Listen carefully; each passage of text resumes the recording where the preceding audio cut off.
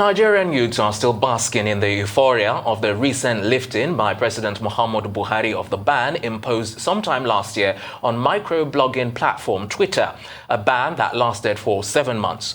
Those who suffered economic loss as a result of that embargo appear to be particularly excited at this easing of relations between Nigeria and the influential online platform. But with the 2023 elections just around the corner, there are those who say it's time for Nigerian youths to take their engagement with the authorities off Twitter and into the polling booths in order to register a greater impact on how the country is run. For a conversation around this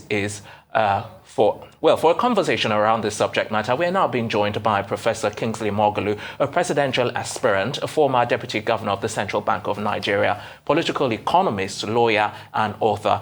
Good to have you join us on the program. Welcome. Let me get right into it. Why are you so passionate, though, about involving young Nigerians in the political process? Well, that's because, like Benjamin Disraeli, the former British Prime Minister, said, the youth are the guarantors of the posterity of any country. The youth are our future. Young people make up 67% of Nigeria's population. And so you cannot discuss Nigeria today or tomorrow without making them a priority. This is what I believe.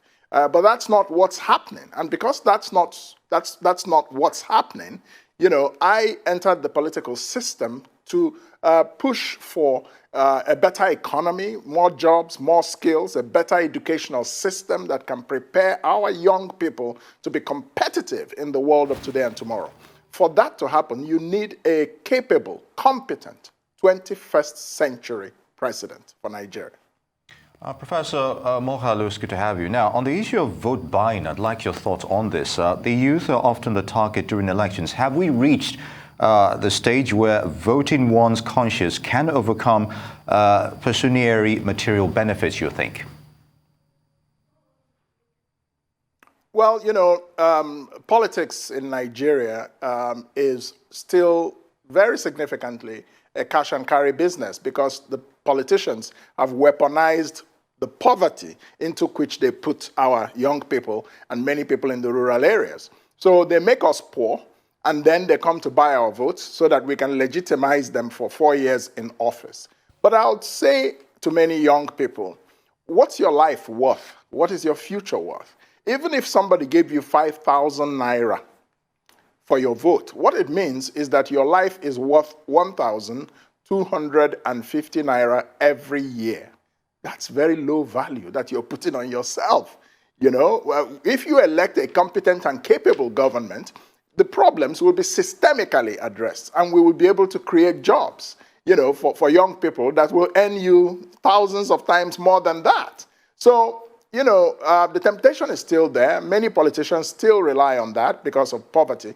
But increasingly, we hope that many young people will recognize that their future is worth more than just selling it for today. Now, there's been lots of calls in the past regarding youth involvement and youth engagement in politics, and many of them have not been successful. What's going to be different this time around come 2023, and what should really be done differently so that they can make a greater impact?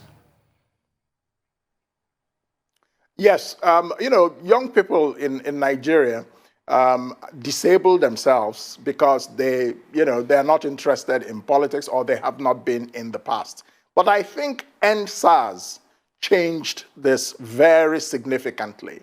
Police brutality targeted at our young people opened their eyes to the implications of bad governance, quite apart from their not being able to have jobs or create jobs. So I think, the awareness is increasing among young people. What is required now is to actually translate that awareness into action. And action means getting your PVC and actually voting. What happened in Zambia, where a new president was elected a few months ago? It was young people who made it happen. And they had a slogan, "Take it to the polls." Complaining is not enough. Typing on social media is not enough. You must take your PVC, go to the polling booth, and decide your future and the future of our country. This is the message to young people, and that message is going out not only from people like me, but from a lot of other groups, youth organizations, even political parties, and so on. So, I think we will see better youth involvement. Another problem that young people had was the electoral rigging, the rigging of votes and violence at polling booths. Now, we have a new electoral law, the Electoral Act Amendment Bill, that we hope that President Buhari will sign, and that will make, the electronic transmission of votes, the way elections are organized. I think that will bring about a lot of improvement because it will increase confidence in young people that their votes will count. So these are some of the shifts, I think, towards a better direction. Professor Moghalu, talking about votings being accountable, elections in Western climes are more issue-based, and the issue of morality and accountability often comes into play here. Now, has Nigeria taken a cue from global best practice when it comes to politics, or is still all about money, as you alluded to earlier? Our politics in Nigeria is still relatively primitive. It's all about, money, ethnic sentiments, religious sentiments, and so on. So we have a long way to go, and that's what people like me, are in politics for. We are advocating, we are organizing on the ground, in the grassroots. For 2023, we are going to be very grassroots-based, in addition to remaining active on social media, but we're going to be educating people on the ground that, politics matters because it affects your life. It affects whether you get a job. It affects the price of rice or the price of yam, in your local market. It affects whether you can sleep in your house with one eye open or whether you can sleep soundly or peacefully. These things all come to politics, the kinds of people you elect. So we're going to be relating it, in a very, practical way to people about the importance of politics and issues and electing competent leaders. Elect people, not just people who can win, but you must elect people who can govern. That's the way your life gets better. If you just keep re-electing our traditional politicians because they can come and distribute money or sing and dance, or because you think that by voting them because they belong to some big party, quote unquote, that cannot govern you after they have won, you're wasting your time and you're wasting your future. You have to look at the candidate first. Who is a capable candidate for the post you're voting for the position you're voting for? Then you vote for the party of that candidate. That's how it happens all over the world. Especially in Nigeria, because the parties don't have very strong ideologies. So you cannot say this is really what this party believes in or that party believes in. So practically speaking, we're at a stage where our young people and voters in Nigeria should look at the individual first and then vote for the party of the individual you like.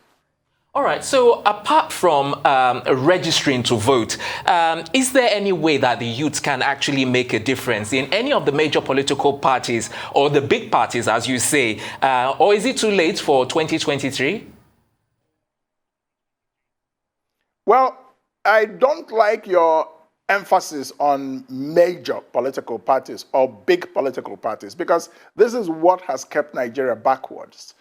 In 23 years of democracy, Nigerians have voted for the PDP and the APC. All they have gotten for it is 4,000 megawatts of electricity for 200 million people. That is unbelievable. All they have gotten for it is insecurity, the kind in which in Nigeria today, lives have no value because terrorists and bandits roam free in the land. No accountability. All they have gotten for it is 14 million children out of school. So we need to look at 2023 in a very different way. It's not about normal politics. It's about the future of this country. 2023 elections will be existentially important for Nigeria. So therefore, A lot of things are going on. You know, new political alignments are taking place outside of what you call, quote unquote, the two big parties. There likely may be, we hope, another major political force that will be unveiled soon. And that is, I think, perhaps a better option for Nigerians.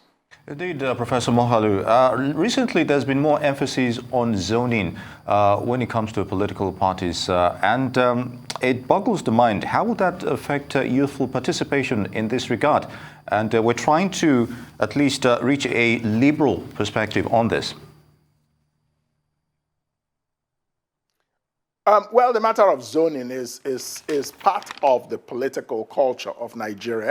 Every country's politics or democratic design, you know, has peculiarities.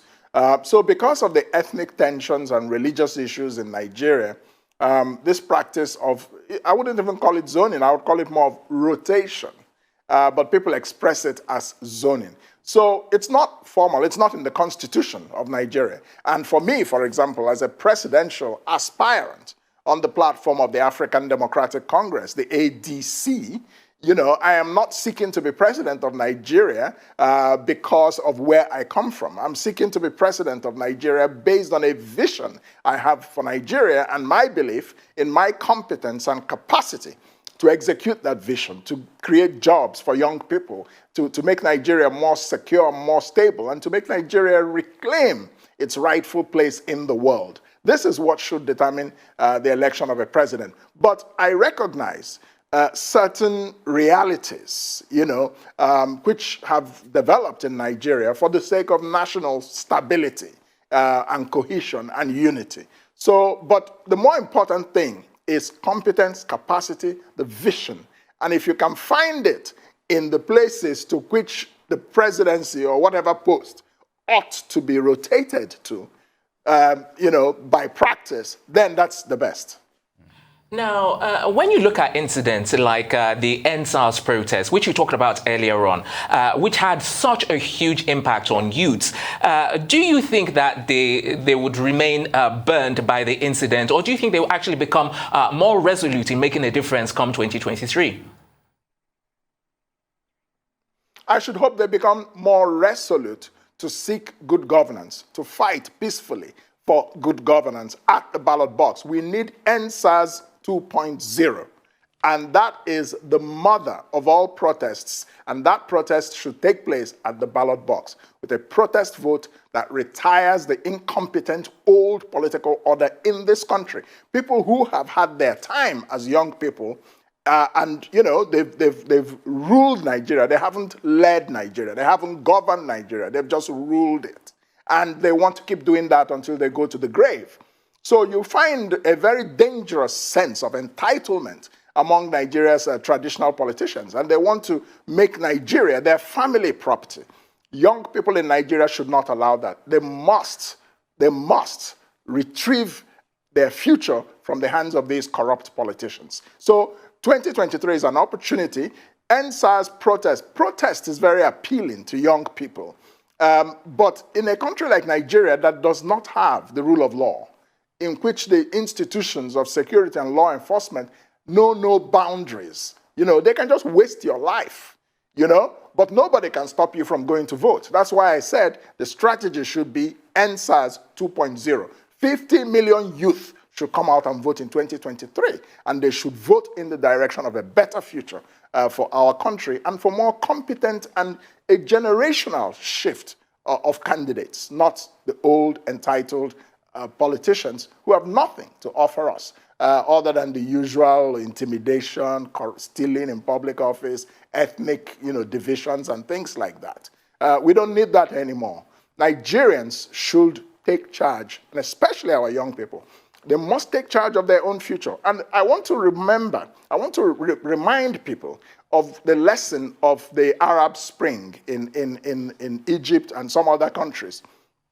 In 2011, when young people erupted in a movement that people thought was going to create a fundamental shift in leadership and the culture of politics in the Arab world. But that did not happen. Why? Because even though this movement was driven in social media, even in demonstrations, young people did not do the necessary next thing, which is a structural engagement in politics. Indeed. Join political parties, vote, stand as candidates. So because they did not do that, after a while of the noise and the sound and the fury, things returned to normal. And the Arab world today is no different from what it was. In fact, some would say it's even in a worse place in terms of youth unemployment and so on. And that's because they did not engage in structural politics. That's what we must do in 2024. Indeed. Social media is not enough. Very good, very good. Professor Kingsley Moghalu, former Deputy Governor CBN,